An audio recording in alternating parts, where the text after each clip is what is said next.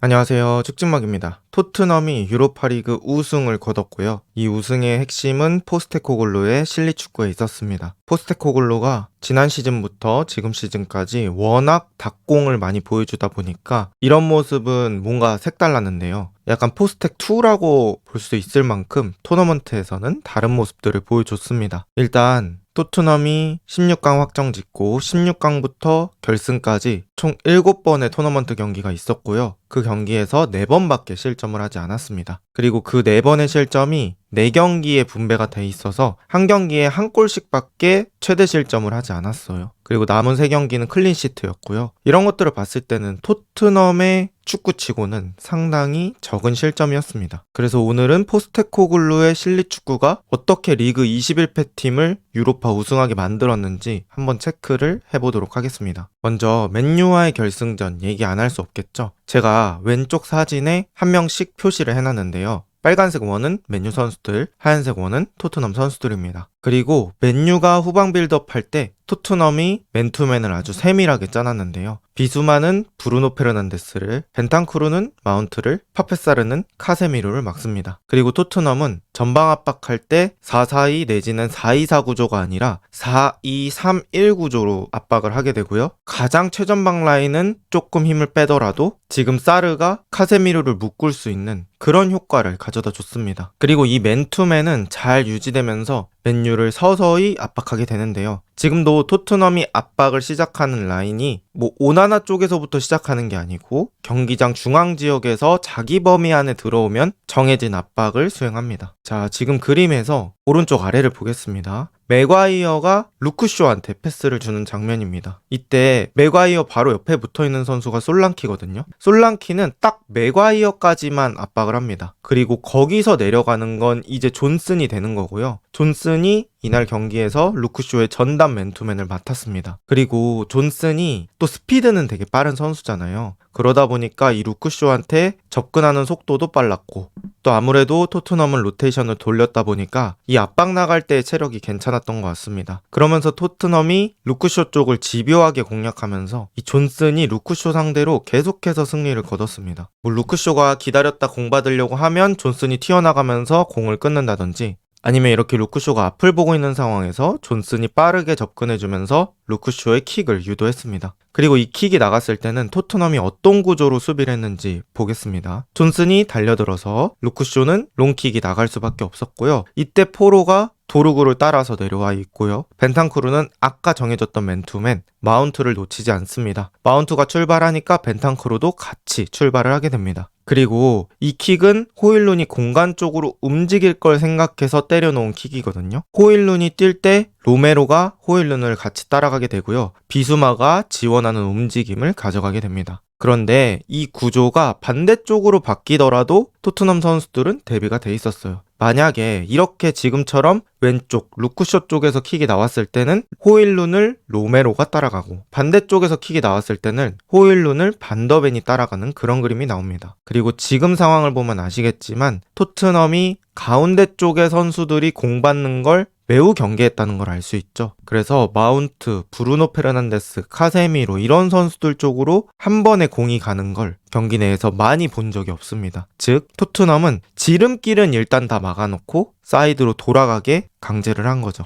그리고 여기서도 토트넘 선수들의 디테일이 좀 좋았는데요. 일단 로메로가 이 공을 처리하러 앞으로 나가고 있습니다. 그리고 바로 로메로 옆쪽에 벤탄쿠르를 보시면 계속해서 마운트를 곁에다 두고 로메로 쪽을 지원 가주는 움직임을 가져가죠. 그리고 여기서 비수마의 디테일이 좋은데요. 비수마가 로메로가 나간 그 오른쪽 센터백 쪽 공간을 커버하러 가줍니다. 사실 이런 것들이 진짜 대단하고 그런 전술은 아니에요. 어떻게 보면 기본적인 움직임에 가깝죠. 우리 동료 선수가 나가서 수비를 할 때는 나머지 선수가 그 공간을 채워주는 거. 하지만 기본인 동시에 수비의 본질이라고 생각합니다. 그리고 이런 것들은 결승 같은 단판 무대에 매우 중요하게 작용을 하는데요. 사실 결승전이 어떤 한 팀의 실력이 압도적이어서 누구를 찍어 눌러서 이기는 경우도 있지만 실수로 승부가 갈리는 경우가 정말 많거든요. 왜냐하면 또 결승은 서로가 약간 조심하면서 플레이하는 경향이 있기 때문이죠. 그런데 토트넘은 이렇게 수비 시스템이 원활하게 돌아가면서 실수를 줄이는 방향으로 게임의 분위기를 잡아갔습니다. 그리고 이것이 반복되면 지지 않는 팀, 맨유 입장에서는 이기기 힘든 팀이 되어버리는 거죠.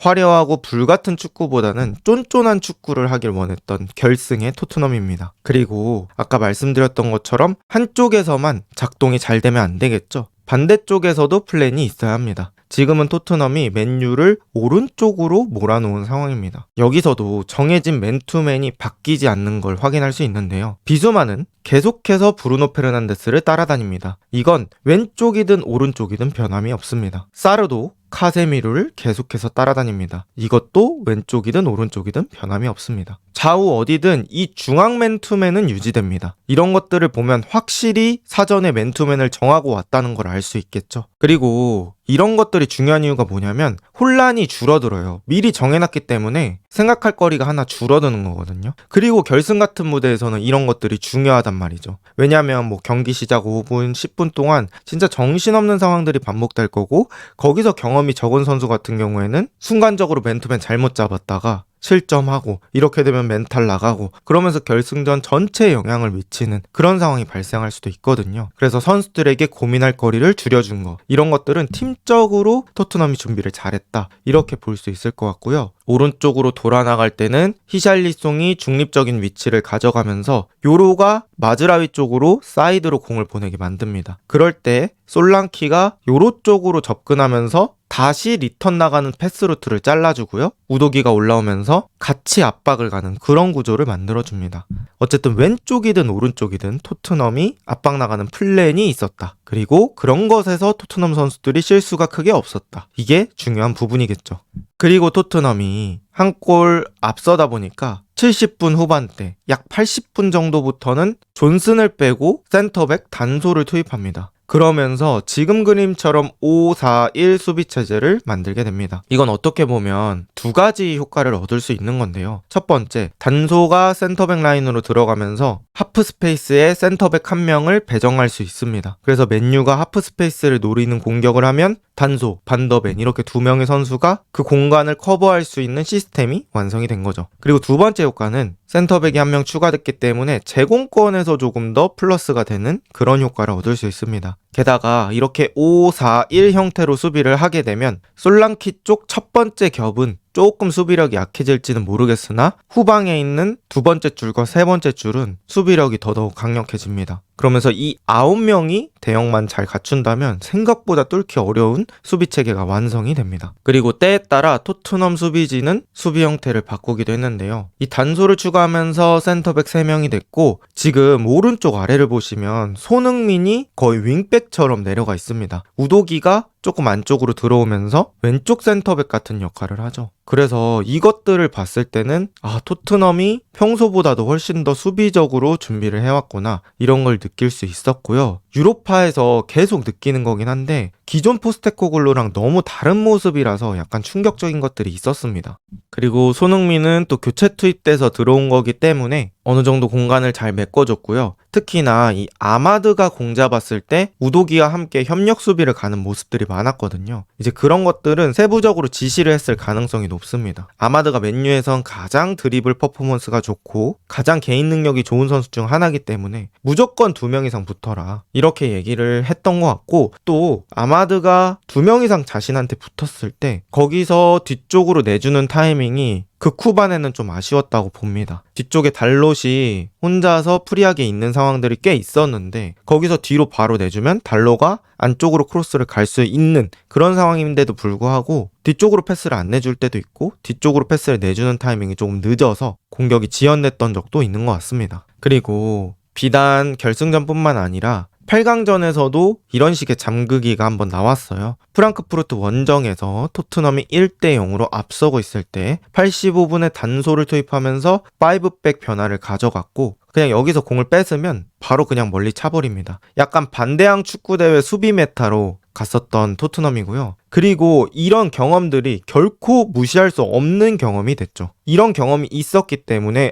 우리도 단소 내려서 잠그기 하면은 통하겠구나 라는 생각이 있었을 거고, 결승전에서도 그대로 이런 전술들이 효과를 발휘하게 됩니다. 그리고 이 단소가 공중볼 싸움도 꽤 괜찮은 편이고, 뭐 엄청 눈에 띄는 스타 플레이어 스타일은 아니지만 또 그렇다고 해서 실수가 잦은 스타일도 아니거든요. 그래서 튀지 않고 잘 녹아들었던 것 같습니다. 그리고 4강 보데글림트전부터 투볼란치 플레이가 계속해서 성공을 했었거든요. 원래 토트넘이 원볼란치 두고 위쪽에 약간 메잘라 2명 두면서 역삼각형으로 미드필더진을 구성할 때가 많았잖아요. 그리고 그 원볼란치 자리에 비수마가 나오거나 벤탄쿠르가 나오거나 이렇게 하면서 둘이 같이 나올 일이 별로 없었단 말이죠. 그런데 베리발, 메디슨이 부상으로 빠지면서 투볼란치 체제를 가동할 수밖에 없었고요. 이걸 4강 보데글림트전에서 써봤는데 꽤나 수비력이 괜찮고 공수 밸런스가 잘 잡혔던 거죠. 그래서 여기서 포스테코글루가 힌트를 얻었고, 또 쿨루셉스키, 메디슨, 베리발, 미드필더 6명 중에 3명이 못 뛰면서 4강전에 미리 발견해놨던 이 투볼란치를 결승전에도 쓰게 됩니다. 어쨌든 이 토너먼트를 지나면서도 경험치가 쌓였다는 부분이 토트넘에게 크게 작용한 것 같고요. 결국에는 포스테코글루가 수비 축구로 우승을 하게 됩니다. 진짜 다른 사람도 아니고 포스테코글루, 리그 내내 가드 안 올리고 얻어맞는 만큼 때려주려고 했던 포스테코글루 감독이 토너먼트에서는 자신을 완전히 바꿔버렸습니다. 사실 물론 유로파리그 우승 너무 잘했죠. 근데 리그에서도 몇 경기 정도는 이렇게 갔었으면 어땠을까라는 생각이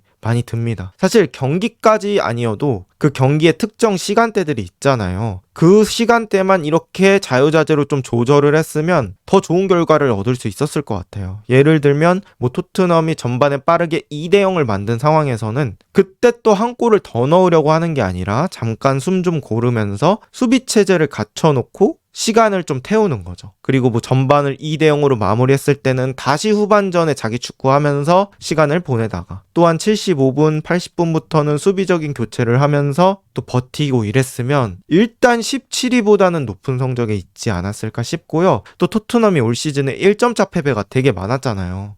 그래서 이런 운영을 했으면 무승부를 조금 더 챙기지 않았을까라는 생각이 있습니다. 그래도 우승했으니까 충분히 박수 받을 만하다고 생각을 하고요. 특히나 이 결승전에서는 스태프들의 꼼꼼한 준비가 아주 좋았다는 걸 느낄 수 있었습니다. 여러분은 포스테코글루 계속해서 가는 게 맞다고 생각하시나요? 이번에 아름답게 이별하는 게 맞다고 생각하시나요? 댓글로 적어주시면 감사하겠습니다. 좋은 하루 보내세요.